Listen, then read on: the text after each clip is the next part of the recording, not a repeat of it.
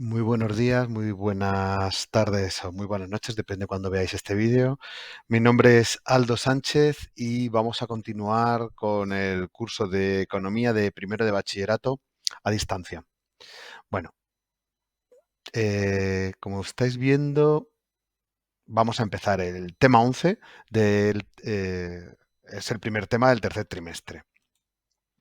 Entonces, el tema que hoy vamos a tratar son las cuentas públicas y la política fiscal.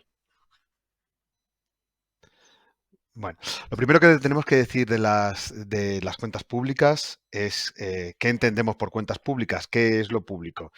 Y básicamente desde el siglo XVI, que es cuando se empiezan a formar las unidades estatales, el sector público es el Estado, es los organismos que toman decisiones buscando el bienestar de todos los ciudadanos, es decir, el gobierno. Pero dentro del Estado, bueno, que tienen los tres objetivos: eficiencia, aprovechar los recursos del país al máximo, buscar un reparto de los bienes justos, y vamos a ver, por ejemplo, en el gasto en seguridad social, cómo intenta buscar este objetivo, y reducir los impactos de las crisis, actuar de manera anticíclica. Lo que os quería comentar es que dentro de la administración pública, pues existen varios niveles, porque tan administración pública, por ejemplo, es el Estado central, como las comunidades autónomas, como a nivel ayuntamiento. Recordemos que incluso existen más niveles. Por ejemplo, pues a nivel de islas, en los archipiélagos, o las diputaciones a nivel de provincia. Pero bueno, básicamente son el gobierno central, comunidades autónomas y ayuntamientos. El gobierno central, pues, se ocupa de la legislación, infraestructuras, defensa, seguridad social, por ejemplo. Las comunidades autónomas, sanidad y educación, principalmente, porque son competencias transferidas. Y los ayuntamientos, pues seguridad vial y ciudadana, vivienda, cultura. Bueno, aquí tenéis ejercicios de clase. ¿Y cuál es la principal? Bueno, ya sabemos que España, pues a lo largo de su historia, ha ido teniendo, particularmente después del franquismo, con la llegada de la democracia, se produjo un proceso de descentralización administrativa, en el cual el gasto cada vez, y en gran parte también la recaudación, cada vez se ha ido trasladando, pues, del Estado central a las comunidades autónomas. Por ejemplo, pues las comunidades autónomas gestionan la tercera parte actualmente del gasto público, y las entidades locales sería un 10%. Una de las críticas que se hace a este reparto es que lo recauda el Estado central y hace la transferencia a las comunidades autónomas, pero no existe, digamos, como una responsabilidad fiscal, o no hay tanta responsabilidad fiscal por parte de las comunidades autónomas, porque al final lo que hacen es que reclaman más dinero al Estado central para poderlo gastar. De tal manera que si las propias comunidades autónomas, sus presupuestos dependiesen eh, de recaudar este dinero de sus propios conciudadanos, pues quizás intentarían moderar el gasto público. Bueno, lo principal parte del gasto público, y lo vamos a ver ahora, es la seguridad social. ¿Qué es la seguridad social? La acción protectora del Estado con todos sus ciudadanos. Y principalmente, ¿a qué se dedica? Pues asistencia sanitaria, por ejemplo, y en gran parte también para las pensiones. Si miramos aquí el gasto a lo largo de los años de las pensiones, vemos cómo ha ido subiendo hasta los 135.268 millones de euros en el 2019. Este gasto no deja de subir, por lo cual cada vez se plantea más el debate en España de hasta qué punto se van a poder mantener las pensiones con una sociedad que está envejeciendo, pues a marchas forzadas, envejeciendo, y las personas, por suerte, cada vez pues tienen una vida más larga, y es difícil que el Estado pueda mantener. Por ejemplo, ¿cómo distribuye la seguridad social los gastos? Las pensiones contributivas, pues es la mayoría; pensiones no contributivas, también una pequeña parte; y las clases pasivas, funcionarios jubilados, también. O sea, gran parte, además de maternidad, por ejemplo, otras transferencias o ayudas a la dependencia, son las pensiones. La seguridad social se ocupa principalmente de las personas que no tienen ingresos. Y las principales razones por las que las personas no tienen ingresos son una incapacidad temporal, por ejemplo, como una baja por enfermedad o por accidente, eh, una invalidez que puede ser parcial o una discapacidad, puede ser parcial o total, que nos impida trabajar por desempleo y por la jubilación, que establece que bueno, tenemos derecho a cobrar esta pensión a partir de los 67 años. No hace demasiado se ha subido. Bueno, entonces, la seguridad social a qué se dedica principalmente sanidad y ayudas en un momento de necesidad. Las ayudas en un momento de necesidad es las que hemos estado hablando, pues por incapacidad temporal, por invalidez, por desempleo o jubilación. Bueno, ¿cómo cotizamos en la seguridad social? Pues parte de lo hacen las empresas por nosotros y parte lo hacemos nosotros directamente con nuestro sueldo. Por supuesto, antes de que llegue a ser nuestro salario neto, o sea, digamos que esa parte de nuestro salario que no llegamos a ver. Bueno, aquí tenemos el ejercicio, pues, bueno, pues es un ejercicio de debate.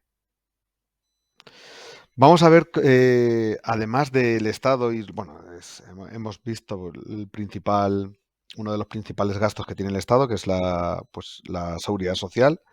Vamos a ver qué son los presupuestos públicos.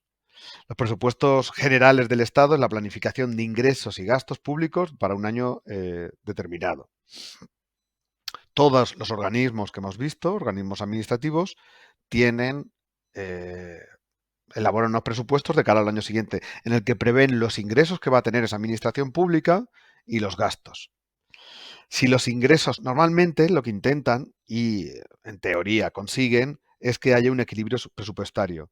Es decir, cuando los ingresos son iguales a los gastos.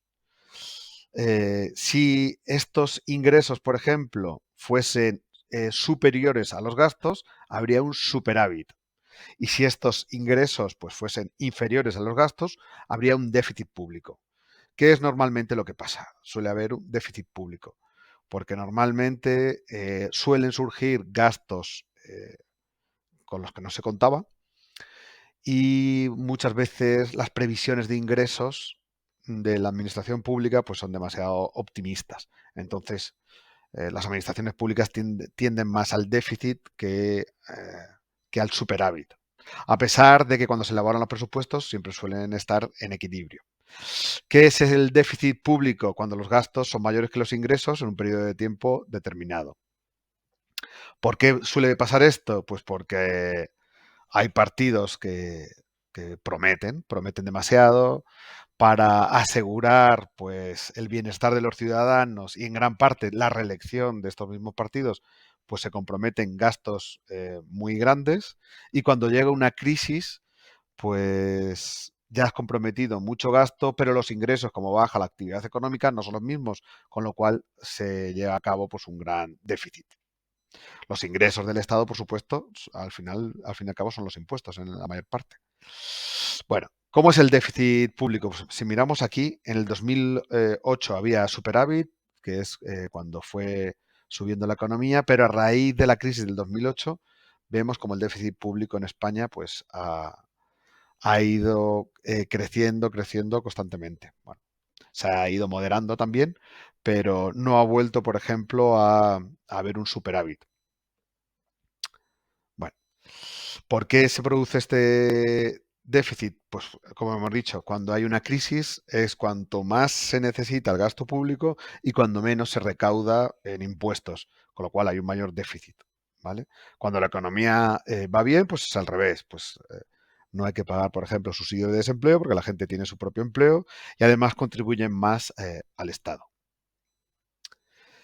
¿Qué es la deuda pública? Es importante no confundir déficit con deuda. Déficit público es cuando los gastos son más grandes que los ingresos y la deuda pública es la cantidad de dinero que debe un Estado a consecuencia de haber tenido un déficit público durante muchos años. Todos estos gastos que el Estado compromete y lleva a cabo, al final se terminan pagando. Entonces, si los ingresos son menores que los gastos, ¿cómo consigue el Estado financiar? Pues muchas veces mediante la emisión de deuda pública. Y esta deuda pública hay que devolver bueno, pues el dinero que ha recaudado más intereses. Esto lo que lleva es a que año tras año la deuda pública vaya creciendo basado en muchos años de déficit público y al final la cantidad, por ejemplo, que tenemos que devolver de años anteriores, pues es 1,4 billones de euros. Esto que hace que gran parte de los presupuestos de años posteriores se dedique a pagar esta deuda pública acumulado de años, eh, pues de años pasados. Bueno, debido a los déficits, en el 2022 la deuda es más del 118% del PIB. Significa que si todos los españoles trabajásemos y produjésemos durante un año sin consumir nada para nosotros, ni aún así conseguiríamos pagar toda la deuda pública. Entonces, bueno, pues ¿es justo esto? Pues está claro que lo que estamos haciendo, aumentando esta deuda pública, es cargando a las generaciones futuras un consumo que estamos nosotros llevando a cabo.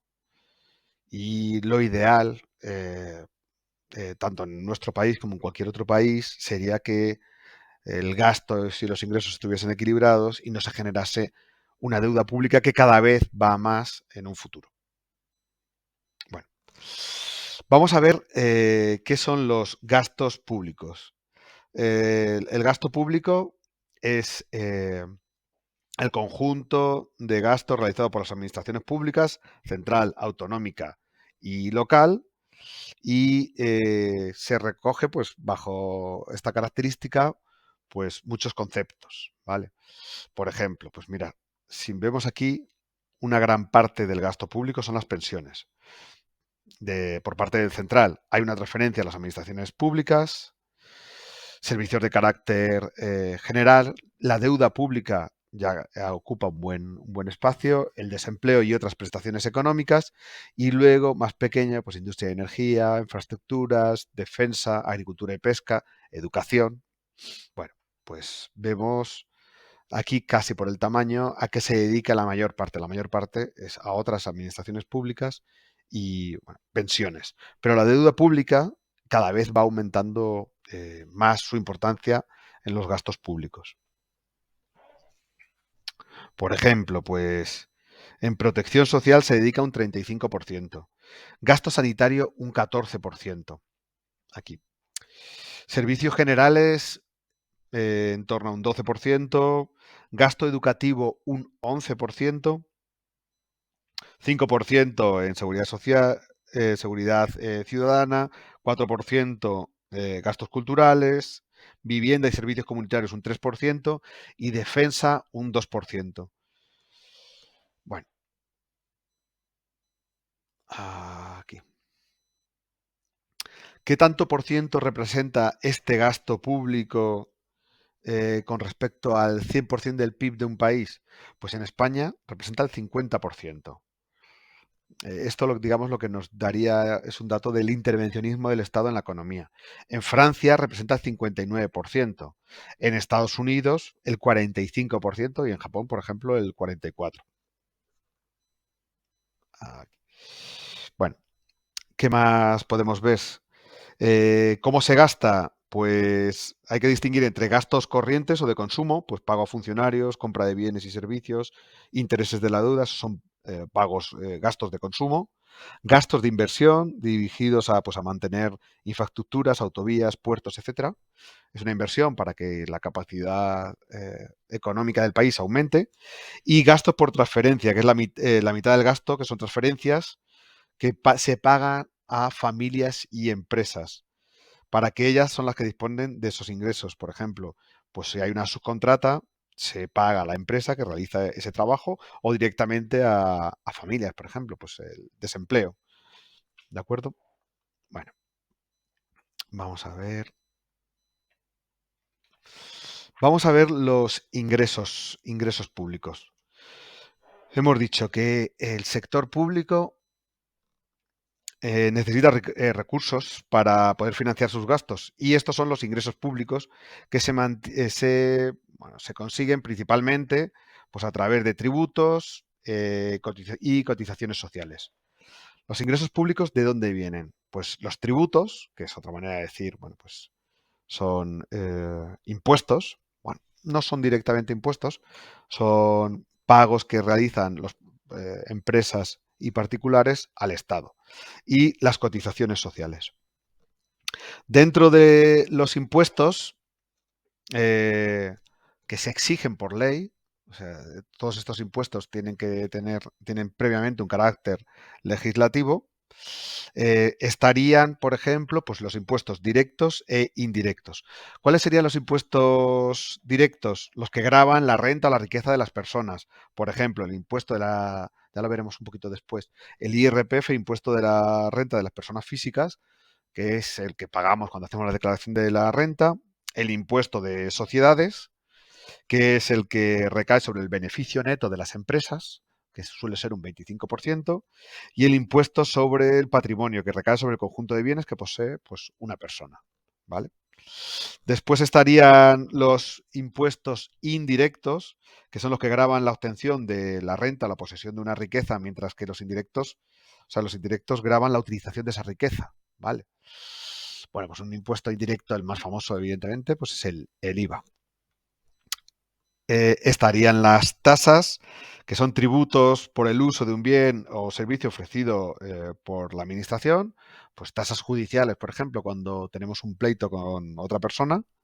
Y después las contribuciones especiales, que son tributos que pagan los particulares cuando de la administración pública, la acción de la administración pública pues nos reporta un bien en nuestros bienes particulares. Por ejemplo, pues si me hago un chalet a las afueras del pueblo y finalmente hay una pavimentación de la calle hasta mi chalet, pues eso hace que mi chalet aumente de valor y por ello tengo que pagar una contribución especial.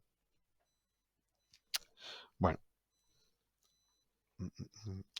las cotizaciones sociales pues existen de dos tipos, por parte de los trabajadores y por parte de las empresas. Existirían otros ingresos, por ejemplo, como transferencias corrientes, que serían loterías y apuestas, ¿vale? No serían tributos, no serían cotizaciones sociales.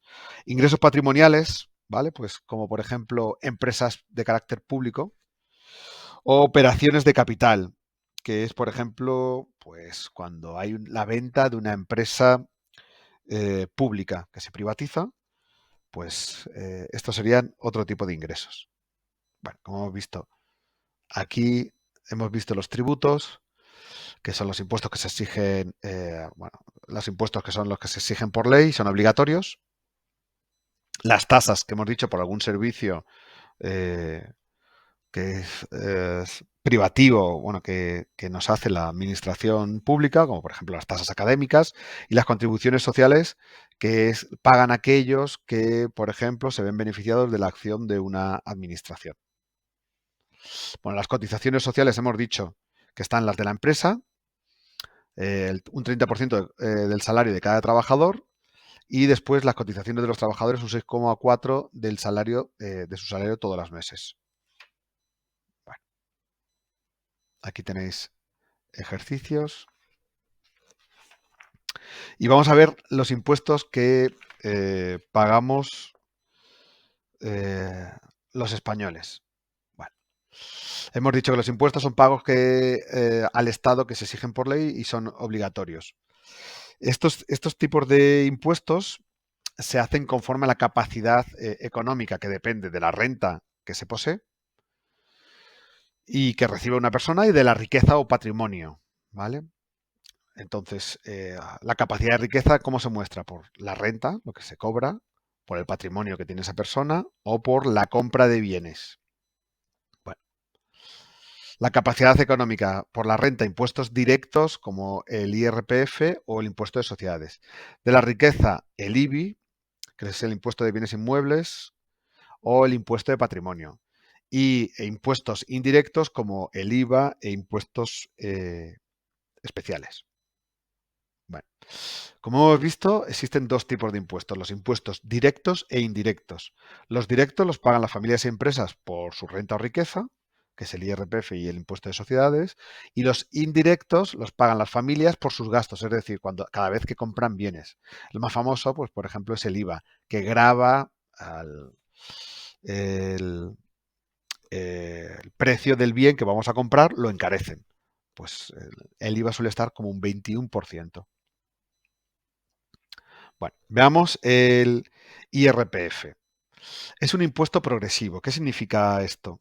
Pues podríamos, si hiciésemos, bueno, pues sistemas impositivos de, han existido, pues, en diferentes países de tres tipos. Están los regresivos, los proporcionales, que gana, por ejemplo, que graban de manera proporcional la capacidad económica de las personas, por ejemplo, un 10% a todos en función de lo que ganen.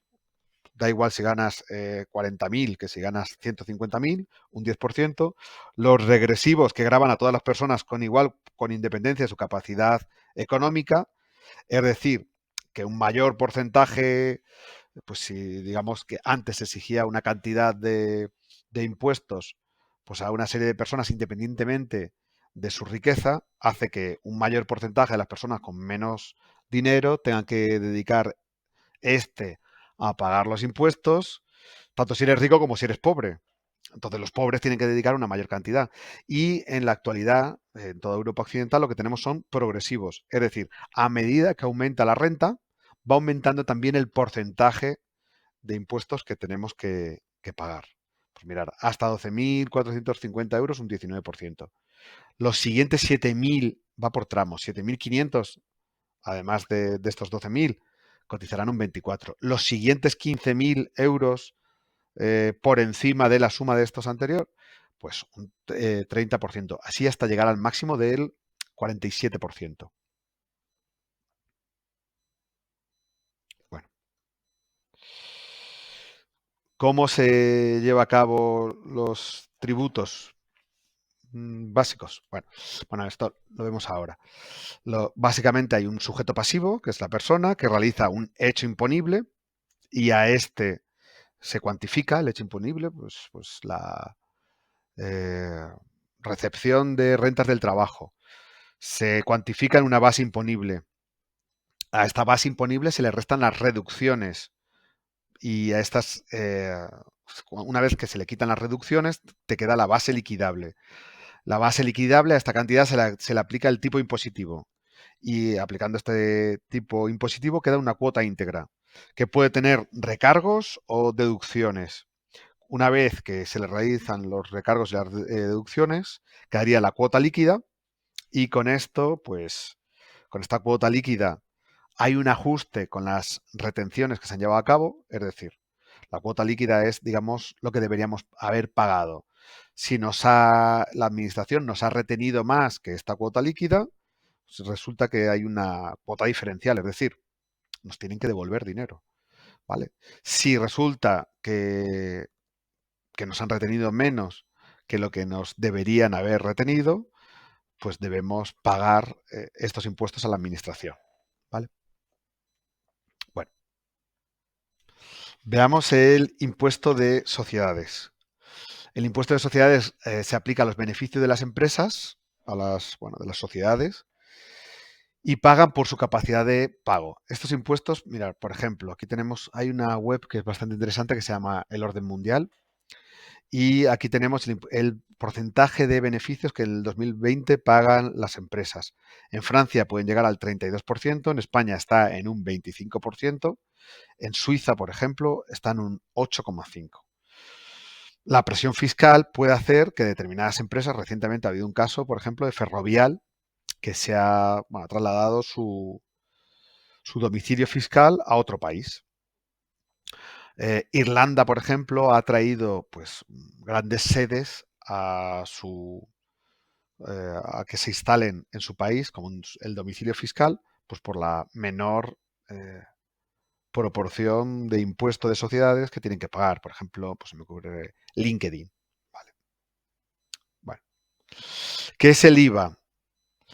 Es un impuesto indirecto y se aplica como recargo a la compra de determinados productos. Existe el IVA súper reducido para productos de primera necesidad, un IVA reducido para agua, comida elaborada, transporte público, gafas, por ejemplo, y el IVA general, que es un 21% al resto de los bienes.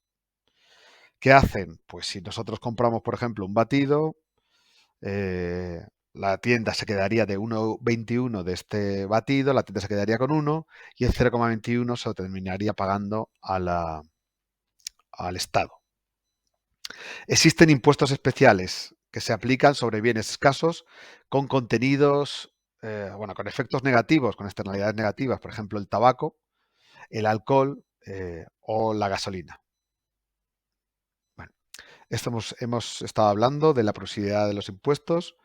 Pues el que más tiene mayor porcentaje paga, el impuesto proporcional, todos pagan el mismo porcentaje, por ejemplo el impuesto de sociedades, da igual si eres una empresa gigante o una empresa pequeña, pagas un porcentaje, y luego un impuesto progresivo, quien más tiene paga un porcentaje menor.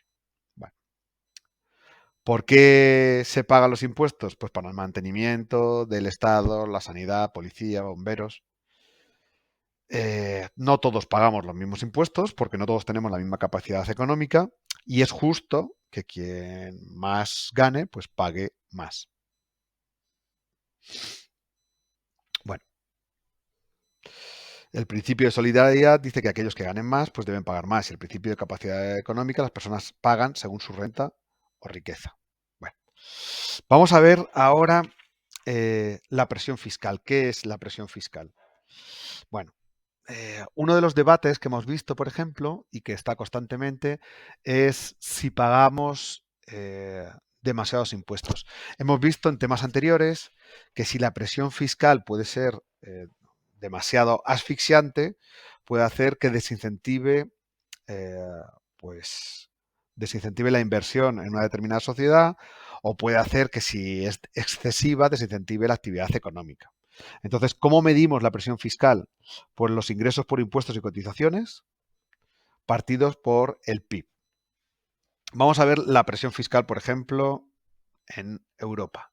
¿En qué países ha aumentado? En Dinamarca, en Suecia ha bajado la presión fiscal, Francia ha subido, Italia ha subido, en la zona euro ha ido subiendo de media, en Alemania ha subido y en España, pues desde el 2002 al 2012 bajó la presión fiscal.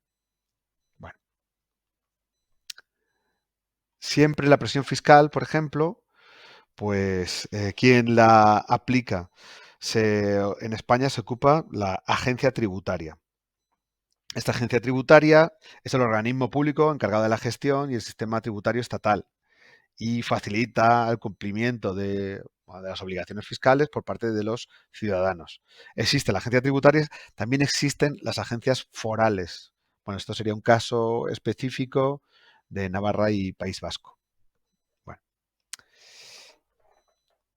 el debate que está es hasta qué punto, pues, beneficia o perjudica a una sociedad el bajar la presión fiscal. Este debate no solamente está a nivel de Estado, sino incluso de comunidades autónomas. De tal manera que se acusa a aquellas que bajan los impuestos para atraer la inversión de hacer dumping fiscal. Bueno, veamos la política fiscal. ¿Cuál es? Bueno, la política fiscal es el conjunto de medidas que el Estado tiene sobre el gasto, las transferencias, impuestos para influir en la economía y conseguir diferentes objetivos. Bueno, pues la demanda agregada, que es igual al PIB, pues habíamos dicho que era la inversión, el consumo, el gasto, las exportaciones, menos las importaciones. Bueno, ¿qué puede hacer el Estado? Pues el Estado puede controlar el gasto público, aumentar o disminuir el gasto público y las transferencias que se realizan a las familias se pueden aumentar o disminuir, así como la presión fiscal, los impuestos que estas familias pagarán. Entonces, ¿qué tienen que hacer? Pues decidir hasta qué punto se va a gastar y en qué y orientar la política fiscal en el sentido de pues incentivar determinadas actividades económicas, por ejemplo, bajando la presión fiscal, o desincentivar determinadas actividades económicas subiendo la presión fiscal. ¿Qué tipos de política fiscal existen? Existe una que es la expansiva, que es cuando se busca un aumento del gasto estatal en la economía.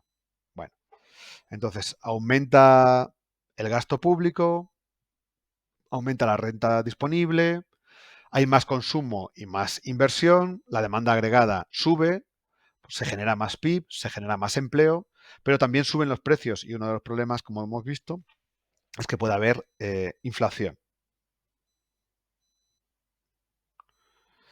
Si puede haber aumento del PIB y del empleo, pero hay inflación y puede ser que se genere déficit público, en el sentido de que aumentan los gastos, pero no han aumentado los ingresos en la misma medida. ¿Qué consecuencias hay? Pues que a la larga este aumento de la inflación y del déficit público pueden llegar a provocar incluso una quiebra o eh, que la deuda pública aumente mucho y que esto sea muy perjudicial para la economía.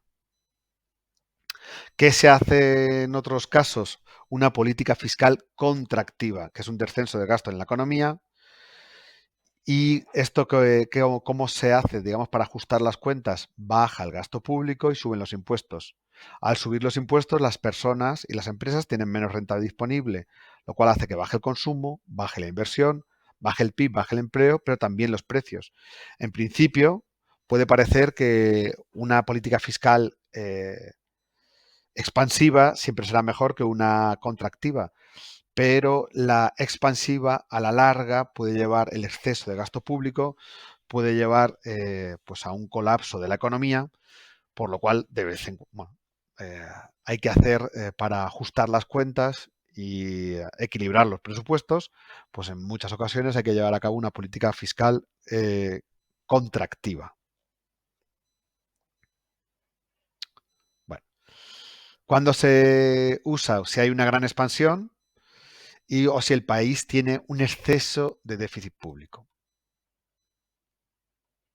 ¿Qué consecuencias tiene esta política fiscal contractiva? Como hemos dicho, pues baja el PIB, se produce más desempleo, pero se controla el déficit público y se controla la inflación. Tenemos en cuenta que actualmente la inflación en la Unión Europea puede llegar a un 10%, pero hay países como Turquía, Líbano o Argentina que tienen una inflación constantemente, una inflación galopante o una hiperinflación casi, con lo cual es muy importante el control de la inflación como hemos visto en otros temas. Aquí. ¿Cuál es el debate sobre la política fiscal? Bueno, pues los keynesianos, keynesianos son los seguidores de Keynes, y lo que recomiendan es que el Estado tiene que ayudar de una manera anticíclica cuando hay crisis, tiene que expandir el gasto público y una vez que hay expansión, pues controlar el gasto público. Entonces, lo que dicen es que la política fiscal expansiva es positiva a corto plazo porque ayuda a las personas desempleadas y cuando hay crisis, no importa, bueno, pues hay que gastar y no importa si se incurre en un déficit presupuestario, porque luego cuando haya expansión, esto se va a compensar. Los neoliberales, que sería la otra vertiente, bueno, pues la escuela de Chicago, por ejemplo, o la escuela de Viena, lo que defienden es que el Estado no debe intervenir en los mercados, que a corto plazo puede ser que haya desempleo y que haya empresas que quiebren, pero la propia economía se va a autorregular y es como si, digamos, se hace una depuración, una purga, de tal manera que van a salir adelante las empresas más eficientes y cuando hay crisis lo que tiene que hacer el Estado es ahorrar y no gastar en nuevas inversiones. También considera que siempre es mejor que gasten los particulares, las empresas y los ciudadanos. Es un gasto más eficiente que el del Estado. Bueno, aquí tenéis un par de canciones en las que explican de las diferentes posiciones. Eh, bueno, pues salen actores, como uno cantando como Hayek, que es un neoliberal, contra Keynes, un rap en inglés. Están subtitulados y describen bastante bien la posición de cada uno de los teóricos de la economía. Bueno.